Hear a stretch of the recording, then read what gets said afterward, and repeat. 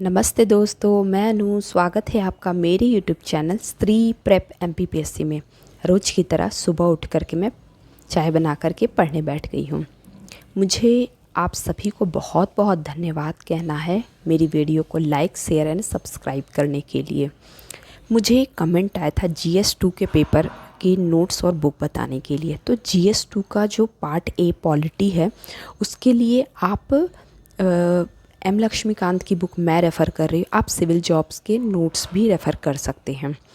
और part B के लिए सोशियोलॉजी जो है उसके लिए आप सिविल जॉब्स की नोट्स देखिए, क्योंकि मैं उसी से पढ़ रही हूँ। बहुत अच्छा दिया हुआ है, ऑलरेडी वो नोट्स है तो काफ़ी कंसाइज वे में है। तो आपको फ़िलहाल तो उसको 2-3 बार पढ़ के ही आप नोट्स बनाइए तो वो और शॉर्ट फॉर्म में होगा।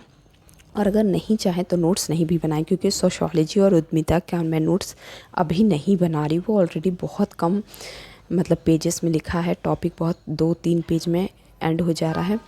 तो और जो जैसे पॉलिटी में जो विचारक दिए हुए हैं उसके लिए आपको कोई बुक या फिर नोट्स से ही पढ़ना होगा।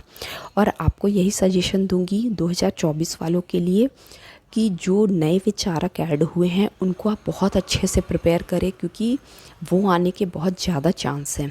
और 25 में भी उन्हीं पे ज़्यादा फोकस करें और बाकी विचारक को भी आप पढ़ें। तो क्या है कि ऐसे पढ़ना सारे विचारक हैं, क्योंकि कुछ भी आ सकता है और हमें छोड़ना नहीं है। जब तक प्री नहीं हुआ है तब तक हमें मेंस के हर सब्जेक्ट के 60% सिलेबस कंप्लीट करना है।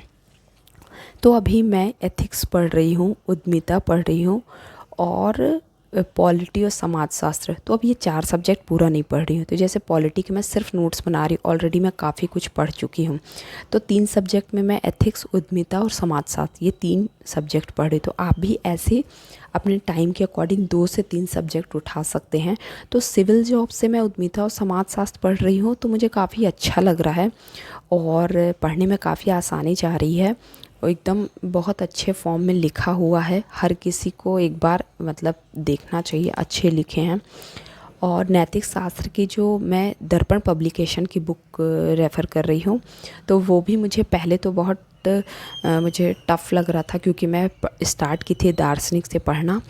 तो वो काफ़ी 2-2, 3-3 पेज में लिखा हुआ है। तो पहले तो बहुत लेंथी लग रहा था, फिर उसको 1-2 बार पढ़ने के बाद फिर मुझे अच्छा लगने लगा और उसकी लैंग्वेज भी मुझे समझ में आने लगी। तो मैं एथिक्स के लिए जो है दर्पण पब्लिकेशन की बुक रेफ़र कर रही हूँ, जो कि एक ही बुक में यूनिट 1 से यूनिट 5 तक सारा इसी में है। तो मैं इसी से पढ़ रही हूँ। मुझे ज्योग्राफी के लिए आया था कि आप बुक्स बता दीजिए, तो मैं 1 और 3 यूनिट जो उद्योग वाला है उसके लिए मैं आकार के जो नोट्स है वो मैं ऑर्डर की हूँ, वो मेरे पास है। और जो MP ज्योग्राफी है उसके लिए मैं वर्णवाल या फिर आप परीक्षा धाम जो मेरे पास है मैं उससे करूँगी। और अगर आकार के नोट्स आते हैं तो फिर मैं उसको ऑर्डर करूँगी, उसी से पढ़ूँगी। अभी तो नहीं आए हैं, जब भी आएंगे तो मैं उससे पढ़ूँगी। और क्या है ना कि मैं सारांश में जैसे ली हूँ मेंटोरशिप प्रोग्राम, तो वहाँ से मुझे बहुत सारे नोट्स मिल जाते हैं, बहुत सारे PDF अवेलेबल है मेरे पास, जिससे मैं पढ़ के कवर कर सकती हूँ। तो इस वजह से हो सकता है कि मैं नहीं भी लूँ, बट मेरी हैबिट है कि मैं हार्ड कॉपी से पढ़ती हूँ। मुझे सॉफ्ट कॉपी से पढ़ना थोड़ा प्रॉब्लम होता है, क्योंकि मैं जिस टाइम की हूँ तो मुझे हैबिट में है हार्ड कॉपी से पढ़ने की। तो आप देखे होंगे कि मैं ज़्यादातर टाइम बुक से ही पढ़ती हूँ, और अगर PDF रहा तो मैं उसे प्रिंट आउट निकाल करके ही पढ़ना प्रेफर करूँगी। मुझे एक कमेंट आया था करियर से रिलेटेड। तो क्या होता है ना, करियर से रिलेटेड एक बात बताना चाहूँगी कि मेरे टाइम में क्या था कि हमारे पेरेंट्स कहते थे कि कॉमर्स और आर्ट जो है उनकी वैल्यू नहीं है, क्योंकि हमारे एजुकेशन सिस्टम में जिन लोगों के मार्क्स अच्छे रहते हैं उनको PCM या PCB मिलता है। तो सबको ऐसा लगता है कि यही बेस्ट है, इसी को लेना चाहिए। और इस वजह से हमें कॉमर्स और आर्ट का वैल्यू फ़िलहाल तो मुझे काफ़ी लेट समझ में आया। तो ऐसा नहीं है, क्योंकि क्या है ना कि ऐसे था कि पहले आर्ट लेने वाले सिर्फ BA करते थे और उसके बाद कुछ आगे उनका फ्यूचर नहीं था। बट ऐसा सिर्फ उन लोगों के बीच में था जो कि फ़िलहाल हम उनको नहीं जानते, बट बहुत सारे लोग ऐसे थे जो उस समय बीए अच्छे कॉलेज से किए और उन्होंने बहुत अच्छा पोस्ट पाया, और जिनका पहले से डिसाइड रहता है कि मुझे सिविल सर्विसेज में ही जाना है, वो अगर बीए से करते हैं या फिर वो आर्ट्स लेते हैं तो उनके लिए आगे बहुत बेनिफिशियल रहेगा। क्योंकि अगर मैथ्स वाला सब स्टूडेंट जो रहता है वो अगर सिविल सर्विसेज में स्विच करता है तो उसे काफ़ी प्रॉब्लम आती है। जैसे उसके लिए हिस्ट्री बिल्कुल नया रहता है, 10th तक आप पढ़े हैं बिल्कुल, लेकिन फिर भी इशू आता है। लेकिन अगर यही आप 11th-12th में आर्ट्स पढ़े हैं उसके बाद आपको काफ़ी आसानी, अगर आप करियर का डिसीजन अगर आप पहले ले लिए हैं कि मुझे इसी फील्ड में जाना, अब आप करियर का डिसीजन कैसे लेंगे?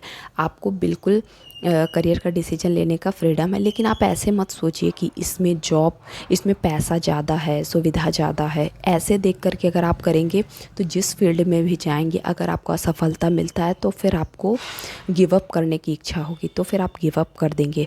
तो इस वजह से आप ये मत देखिए। और सोशल मीडिया में क्या है ना कि कोई भी चीज़ बढ़ा चढ़ा के दिखाया जाता है। जैसे डिप्टी कलेक्टर की जो पोस्ट है उसको दिखा दिया जाता है कि अरे वो कार से उतर रहे हैं और ये है वो, उनको बहुत प्रेशर झेलना पड़ता है, उनको काफ़ी कुछ होता है जो कि सोशल मीडिया में नहीं दिखाया जाता। तो ये सब चीज़ों को देख करके या उनकी सुख सुविधाओं को देख करके आप अपने लाइफ का डिसीजन मत लीजिए।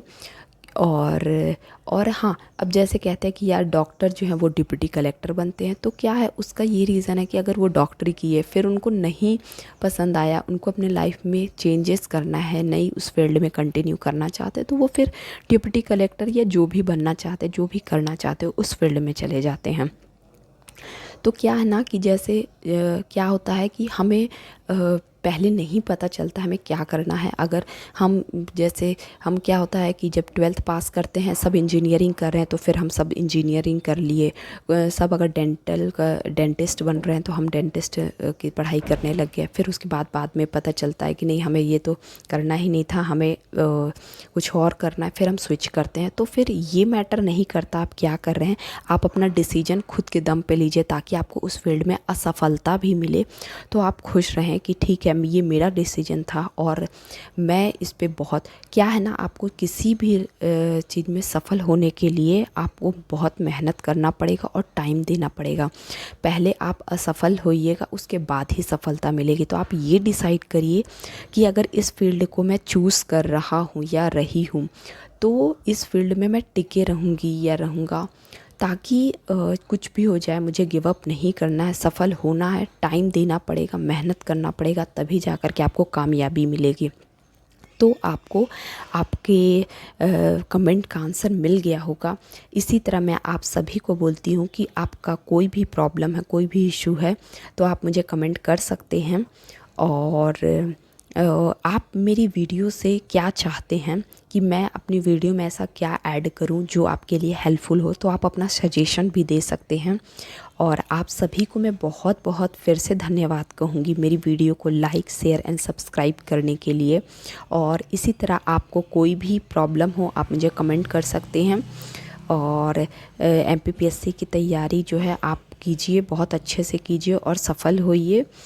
और आप सभी को बहुत बहुत धन्यवाद। Thank you.